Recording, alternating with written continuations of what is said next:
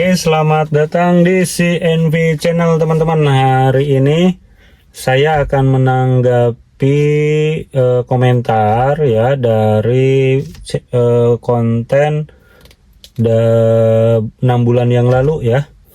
Biaya penggantian satu set kopling Nissan Grand Livina. Nah, saya mau memberikan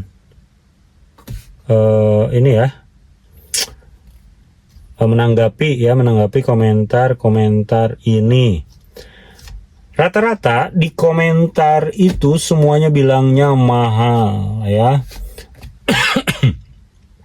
Maaf. Semuanya rata-rata bilang mahal ya, karena kalau untuk total itu totalnya 4.400.000 ya. Nah, saya nggak tahu itu mahalnya gimana, jadi nggak saya tanggapi terlalu serius ya, karena saya mikirnya ya mungkin wajar ya, karena kita mati ini mobil tuh di tengah jalan, di pinggir jalan ya, maksudnya bukan di bengkel, bukan niatnya mau servis juga, bukan niatnya mau ganti koplingnya juga, bukan, tapi memang dalam perjalanan ke tempat wisata ya, di tengah jalan koplingnya empos gitu ya. Nah, setelah saya upload banyak yang komentar mahal, dan terakhir belum saya ini ya, belum saya balas, terus saya cek gitu. Terakhir ada yang bilang, wah bang, spare part itu apa tadi lupa, mahal banget spare partnya. Valeo satu set kayak di video di online shop cuma 1,2 jutaan. Nah, pas dibilang gitu otomatis masa sih gitu kan. Terus saya cek di keranjang oren ya, ternyata memang 1,2. Di keranjang biru juga sama 1,2 satu set ya. Satu set itu ada matahari ya, terus kampas kopling, deklahernya ya, itu 1.200.000. Sedangkan saya kemarin pergantian satu set koplingnya itu ya, nih saya kemarin pakai jasa ini nih ya, Intan Motor ya, ini dari daerah Jalan Puncak itu Bogor ya. Nih di sini ya, nih mataharinya itu harganya 1.920.000, terus kampas koplingnya 1.100.000, deklehernya 650, lalu minyak remnya 50, padahal dia juga pernah bilang gratis minyak rem, ternyata ditulis. Nah, jasanya 650. Kalau jasa sih nggak apa-apa lah ya, 4 orang gitu. Nah, di sini ya terlihat nih 1.950.000, 1.100.000, ini udah 2 juta sendiri ya nih koplingnya, belum tambah deklehernya 600 ya, kurang lebih berapa tuh, 3 jutaan ya, hampir 3 juta sekian ya. Nah, sedangkan di online shop ya, 3 ini tuh ya, 3 ini itu 1,2 ya. Nah, kaget juga pas lihat, waduh gitu kan. Oke, kalau untuk pandangan saya ya, kalau orang kan pas udah tahu harga nya segitu di online atau di tempat lain, pasti yang baru kita alami atau kita beli, wah kemahalan ya. Nah, memang kalau pas lihat harga ini, mahal banget jatuhnya jadinya ya. Awalnya sih biasa aja, memakluminya gini. Pertama, kita memang nggak niat untuk servis atau ganti kopling, karena tujuan kita wisata, terus mati di pertengahan tujuan ya, akhirnya kita melipir dan cari montir, dan montir itu juga rekomendasikan sama tukang parkir ya. Ternyata memang banyak, katanya banyak yang kejadian seperti itu. Ya, waktu ditanya sih total keseluruhnya 4 juta ya, 4 juta harga koplingnya, bilangnya sih 4 juta ya totalnya. Ditawar-tawar kayaknya dia gak mau ya, nggak dapet ya. Nah, kenapa gak dapat ya, kenapa dia punya power juga ya, karena kita nih yang butuh, bukan montir atau bengkelnya mungkin ya. Jadi ya mau gak mau, kalau misalkan gak mau ya mobil gak jalan.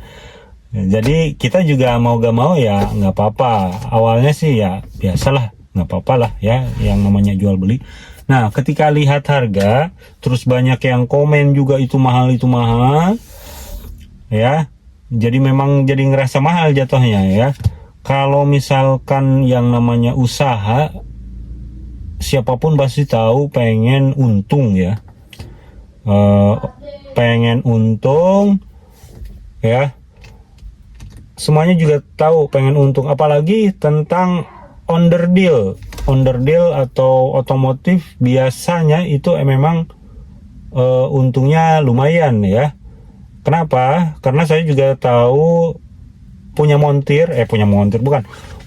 montir ya, montir motor ya, saudara. Memang harga di sananya sekian, tapi dijualnya lebih ini, tahu itu ya, yang namanya jualan ya pasti pengen untung lah ya. Itu pun kalau dijual di online shop 1,2 itu pasti ada untungnya lumayan ya. Tahu ya. Tapi bukan masalah itunya, masalahnya main patoknya ya, yang disayangkan itu main patok harga karena kita yang butuh dipatok ya. Kalau misalkan harga pasarannya 4 jutaan ya, atau 3.800.000-an ya, semua bengkel sama, nggak apa-apa ya. Dia misalkan 4 juta sekian ya, itu wajar ya, mungkin ya memang untuk dijual ke konsumennya segitu ya, walaupun dia dari sananya lebih murah contoh ya, itu sih nggak apa-apa bagi saya. Tapi kalau misalkan di bengkel yang lain dia bawa segitu, terus bengkel ini Intan Motor matok harga segitu ya, itu kebangetan ya, ngematok harganya ya. Kalau menurut saya ya, mungkin di daerah Bogor Puncak kan jalan nanyak-nanyak, mungkin pasaran mereka di sana segitu mungkin juga ya. Bagi teman-teman yang orang Bogor ya, yang arah-arah tanjakan puncak-puncak, coba komen apakah pasarannya segitu atau ini ya, takut salah persepsi juga saya. Nanti kata orang sana memang pasaran di sini segitu ya, di tempat lain mungkin enggak ya, karena memang kan Bogor juga puncak itu kan udah jalur padat ya, pasti biaya hidupnya lebih mahal biasanya. Kalau banyak orang ke situ pasti mahal gitu ya. Nah, apakah harganya segitu atau memang ini terlalu mahal karena dipatok ya, kurang tahu ya. Nah, kalau saya sih mengingatkan saja, terutama bagi saya khususnya, kalau misalkan kita mau servis ataupun mau ganti-gantian, lebih baik dicek juga ya. Sebenarnya biasanya juga saya sih selalu ngecek ya biasanya, tapi kemarin tuh lupa nggak ngecek ya. Jangan sampai ini ya, satu lagi, jangan sampai itu kan harga Valeo di online segitu ya. Jangan sampai karena ini Nissan, memang katanya Nissan ini kan onderdilnya mahal, jangan sampai harga Valeo yang harusnya segitu disamain sama orinya ya. Ori dari Nissan. Valeo ori nggak sih? Coba komen di ini, Valeo ori Nissan bukan? Karena pas lihat juga itu Valeo bisa digunakan di mobil lain ya. Nah, kalau misalkan harga Valeo segitu terus, ini Nissan nih, biasanya Nissan koplingnya harganya segini, udah brand harganya harga Nissan ori. Nah, itu salah juga ya, usaha seperti itu gak boleh ya, merugikan. Memang pengen untung lebih, tapi kan untungnya itu di saat itu saja ya, namanya uang bisa saat itu juga bisa habis gitu atau hilang ya. Jangan sampai seperti itu ya. Kalau bisa yang wajar-wajar aja lah ya. Nah, bagi teman-teman yang punya pengalaman atau biasa servis, coba komen di bawah. Emang harga Valeo itu harganya sekian, 4 jutaan ya, atau memang di bawahnya ya.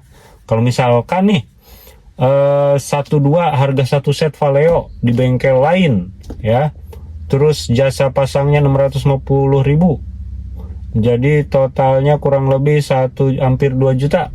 Nah, mungkin itu masuk akal, tapi tiba-tiba kalau misalkan bengkel lain langsung 2 kali lipatnya, wah itu lumayan juga ya matoknya ya. Ya, ini pengalaman buat saya juga ya, jadi nambah wawasan. Terima kasih banyak ini yang komentar ya, terima kasih banyak sudah membuka mata dan menambah wawasan saya. Mungkin lain kali kita searching lagi. Beneran kemarin tuh lupa ya, nggak searching ya. Terima kasih banyak teman-teman ya. Ini juga pelajaran untuk teman-teman pemula di dalam permobilan ya, di dalam permobilan, atau yang taunya cuma servis ganti bayar, gak memperhatikan harga. Mungkin ini bisa jadi pembelajaran bersama ya. Dan untuk pihak bengkel manapun, lebih baik matok harga atau mau cari untungnya yang biasa-biasa aja ya, supaya berkah, masih banyak terus yang datang ya. Jangan ada kecurangan lah, untung segitu ya. Kalau kitanya niatnya nyari untung lebih daripada yang pasarannya, itu kan gak baik juga ya, gak berkah ya. Nah, itu saja teman-teman. Satu lagi apa yang mau di ini tapi lupa ya. Oke, mungkin itu saja video kali ini ya. Oh iya, satu lagi, ketika servis ini ganti kopling ini, itunya apa, indikator minyaknya nggak balik lagi ya. Kan indikator minyaknya kan naik turun tuh, ketika ini nyala aja nyangkut kayaknya, tapi dia nggak tanggung jawab juga sih. Tahu dah lah ya, itu mau urusan mereka dengan yang di atas. Nah, ini ya, kenapa saya tutup ini nomor teleponnya, saya tutup aja ya, khawatir diteror. Ya, ini Intan Motor arah Puncak ya, pertengahan Gadok dan Bukit Pelangi. Saya mogoknya di situ, tapi gak tahu ininya di mana. Bilangnya sih agak atasan ya. Ini namanya Intan Motor, harganya segini. Bagi teman-teman yang langganan Intan Motor, coba komen di bawah, atau yang pernah servis di Intan Motor Bogor Puncak ya, jalur Puncak, apakah memang harganya segitu? Kalau memang harganya segitu ya alhamdulillah. Kok alhamdulillah? Enggak, maksudnya berarti emang pasaran di Bogor itu segitu ya. Tapi kalau misalkan tidak, ya mohonlah, ini Intan Motor, Neng Intan Motor, tolonglah jangan terlalu matok gara-gara cuma kita mogok di tengah jalan langsung main patok aja harganya ya. Mungkin mikirnya yang punya mobil pasti punya duit, pasti mau bayar ya. Kalau kita kan orang itu beda-beda ya. Ada yang mobilnya untuk koleksi, hobi, ada yang memang butuh buat keseharian ya. Biasanya orang menengah ke bawah itu beli mobil itu karena butuh, bukan buat ngabisin duit ya. Duitnya udah melimpah, gimana lagi. Kalau orang kaya ke atas ya, orang menengah ke atas kan gak masalah mungkin ya, tapi kasihan bagi yang menengah ke bawah ya. Pasti kerasa lah kaum menang-mening seperti saya terutama ya. Oke teman-teman, mungkin itu saja video kali ini ya, membahas tentang biaya pergantian kopling satu set 6 bulan yang lalu. Tapi kalau 4 juta 6 bulan yang lalu, masa turunnya gede banget ya? Gak mungkin juga kan ya, sampai 1,2. Taulah ya, komen aja di bawah, komen lagi ya. Saya ucapkan terima kasih yang sudah komen-komen, itu membuka pencerahan ya. membuka ilmu juga buat saya. Terima kasih. Bila teman-teman menyukai video ini, jangan lupa like dan subscribe. Kalau misalkan teman-teman gak suka, nggak apa-apa dislike, tapi subscribe wajib ya. Bye-bye.